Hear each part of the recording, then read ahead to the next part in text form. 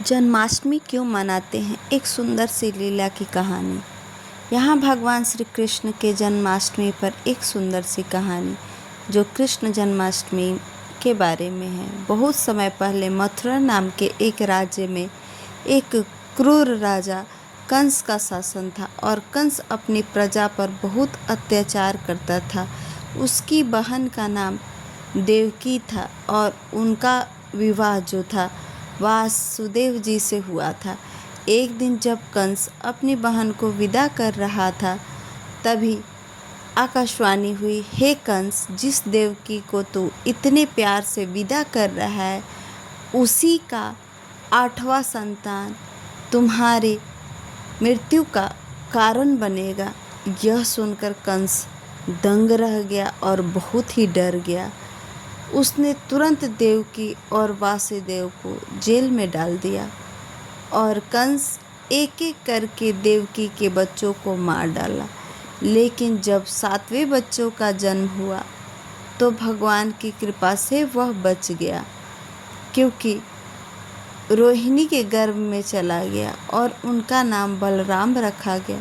जब देवकी के 8वें पुत्र का फिर से जन्म होने का टाइम आया तो एक दिव्य संदेश मिला और उसमें कहा कि वो नर शिशु को गोकुल में अपने मित्र बाबा के घर छोड़ आए। और वासुदेव ने तुरंत भगवान श्री कृष्ण को टोकरी में रखा और यमुना जी में ले जाकर नदी पार कर गोकुल की ओर चल पड़े।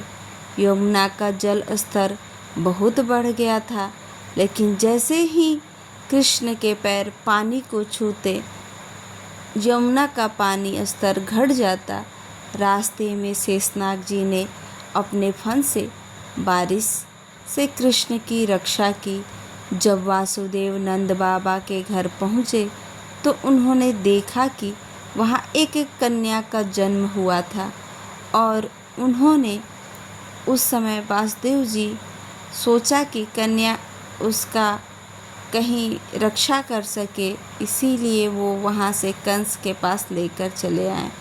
उनके हाथ से छूटकर जब कंस मारना चाहा तो उसके हाथ से छूट गई और आकाशवाणी हुई, हे दुष्ट कंस, मुझे मारने से क्या होगा, तेरा वध होगा। पहले ही गोकुल पहुँच चुका है तेरा वध।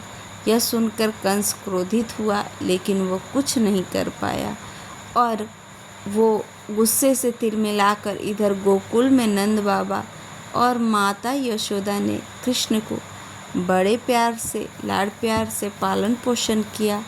कृष्ण अपनी बाल लीलाओं से सबको बहुत आनंदित करते थे। उनकी शरारतें जैसे माखन चुराना और बांसुरी बजाना पूरे गोकुल में प्रसिद्ध थे।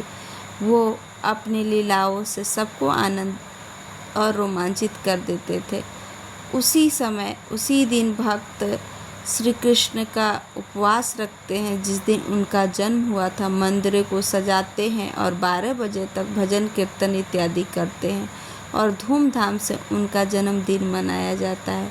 यह त्यौहार हमें यह बताता है कि बुराई पर हमेशा अच्छाई की जीत होती है। तो यह आपको अच्छी लगी कहानी